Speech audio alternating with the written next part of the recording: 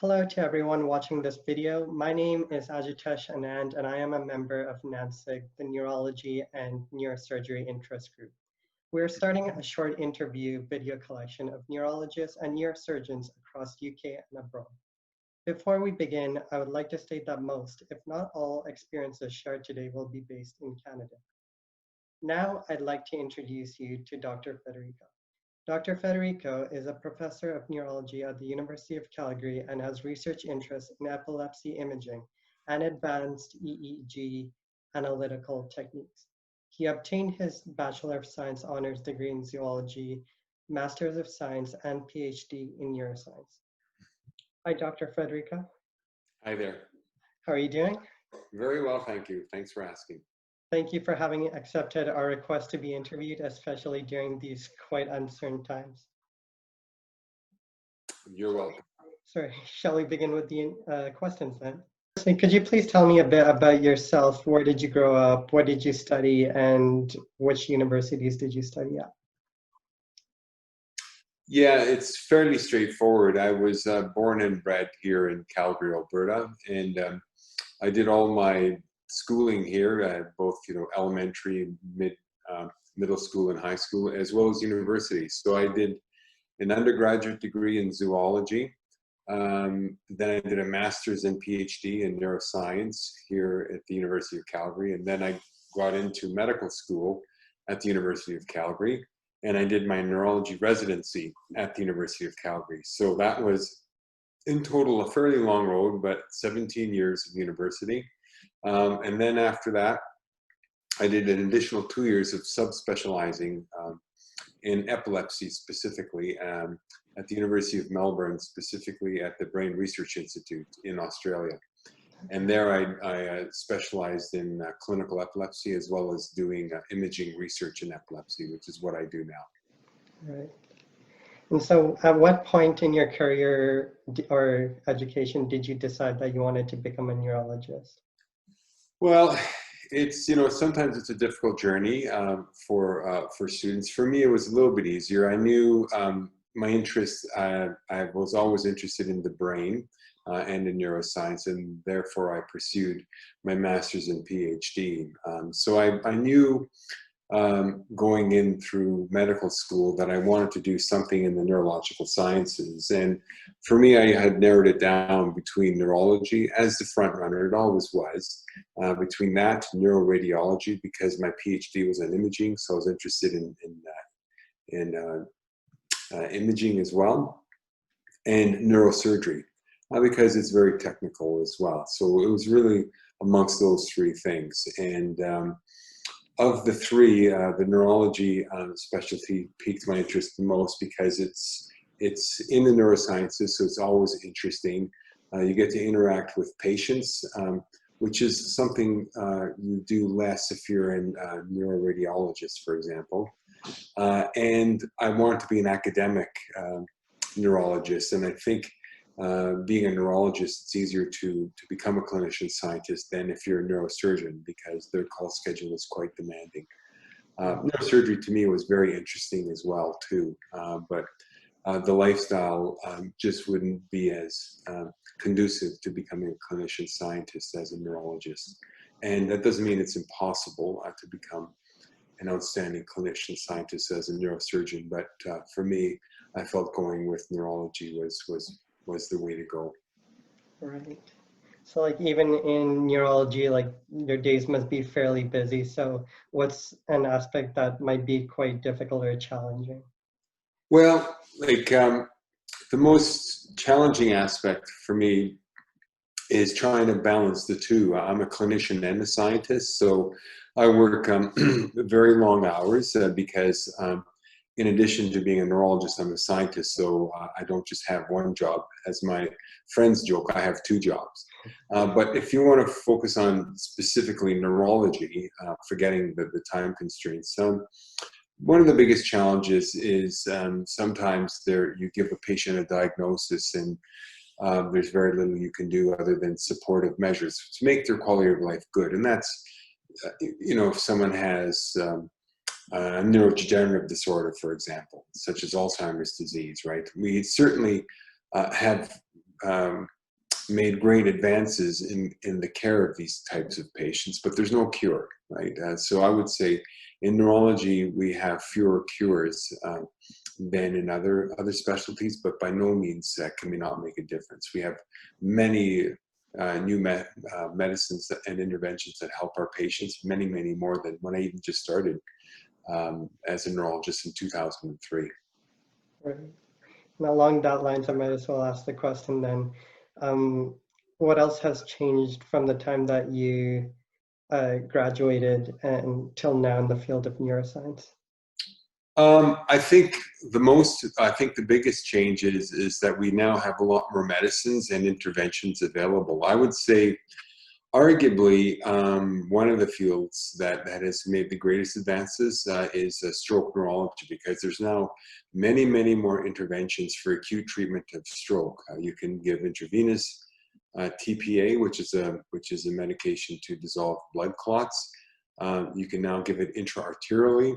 There are now interventional procedures where you can actually insert a catheter into the artery and maybe pick up the blood clot that's occluding a major artery in the brain. So these are all very recent advances over the past 10 years that I think has changed the way stroke care is now carried out. I think all the other areas have grown as well. My field of epilepsy has grown as well. There's many, many more drugs available. We now perform better surgery, more precise surgery, non-interventional surgery. For example, there's even what's called MR-focused ultrasound, where you actually can put a patient in the MRI scanner, and using ultrasonic waves, you can actually lesion and perform surgery that way without actually penetrating the skin or the skull.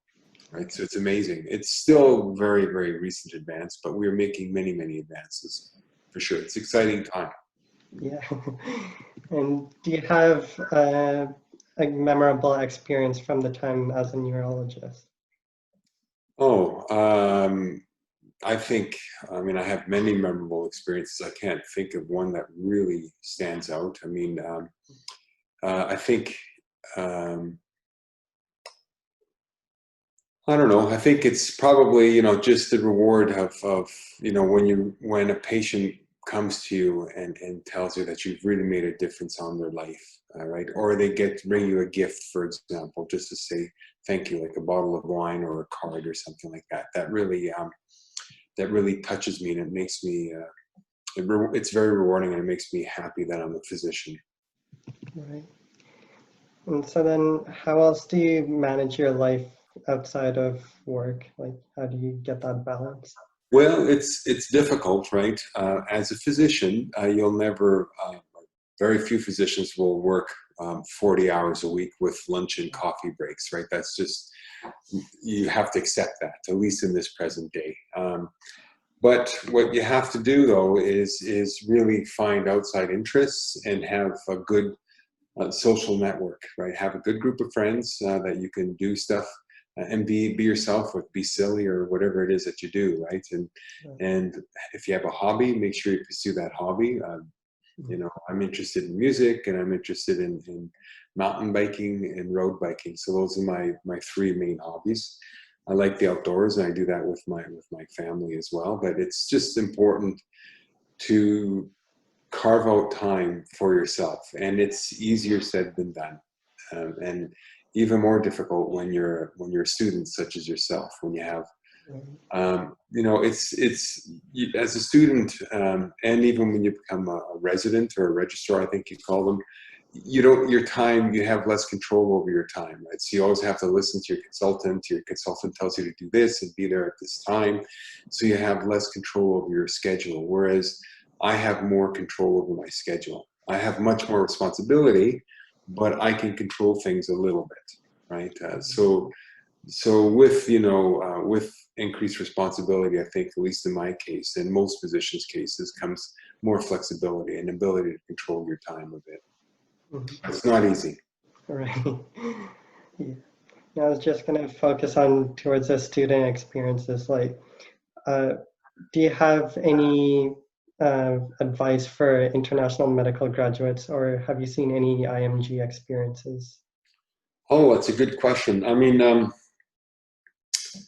yeah, no, for sure. I mean, we have several IMGs in our that have gone through our neurology program in Calgary, and they've all done very well. Okay, but you know, the main struggles they had, I would think, initially was perhaps the culture, for example, cultural ones, and I don't mean just living in Canada. I mean medical cultures as well. Okay, because certain medical cultures are much more hierarchical than others, and at least in Canada, we're less hierarchical, and it takes a bit of an adjustment for these IMGs. In fact, one of my epilepsy colleagues, who is an IMG, and she wasn't a resident in Calgary, but she did her fellowship in epilepsy in Calgary, so we trained her.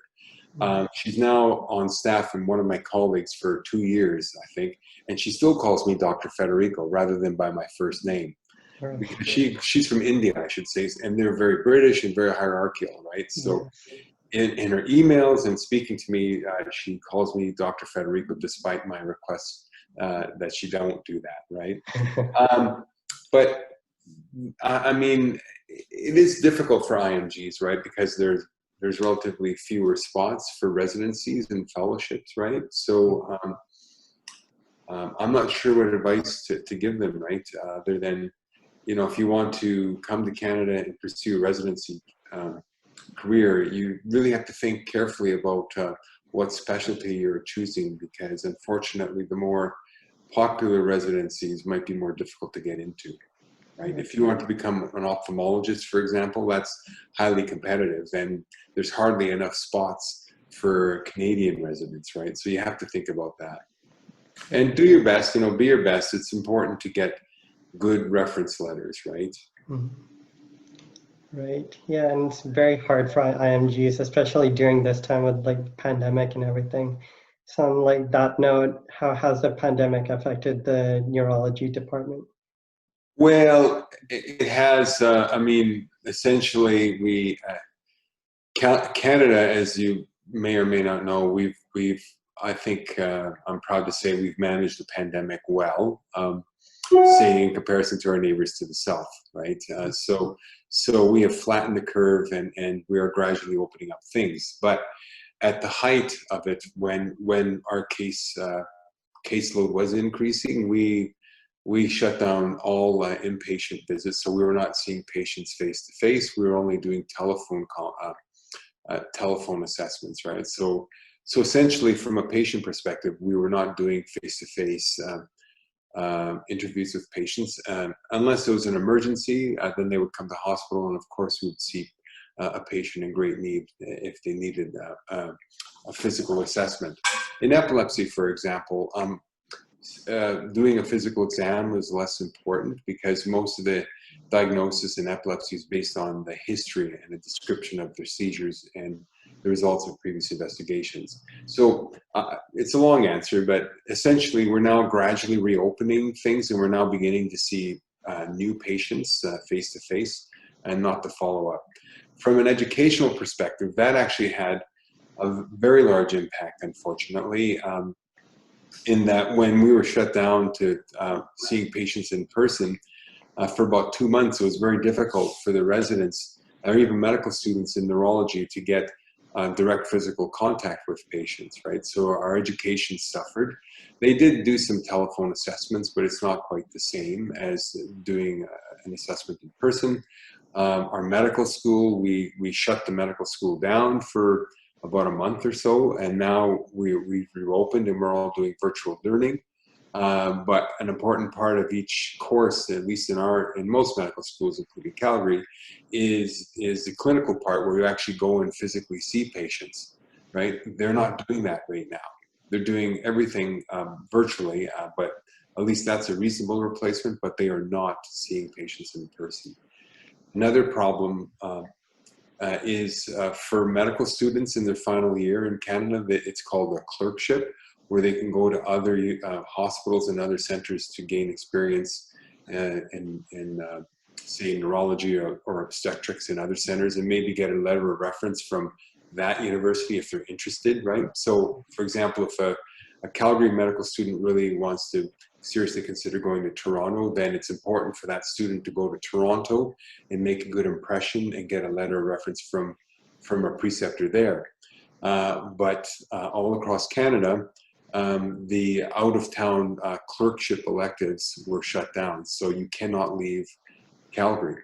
So these students now are applying for residency positions next year, and there'll be probably about a 6-month window out of 1 year where they had out of city elective rotations that were canceled, but they're doing them now in Calgary. So they're going to get lots of experience in Calgary, earn their home city, right, and many letters of reference, but they won't have them from other centers. So it does impact their ability to apply successfully. But then again, it affects everyone equally, so everyone's in the same position, right? So it's not good, but it's not terribly unfair because everyone is in that same boat, if you will. That's fair, yeah. And lastly, do you have any pearls of wisdom for medical students and training doctors as to like what they could be doing for making their application better for neurology? Yeah, no, I mean, I really think that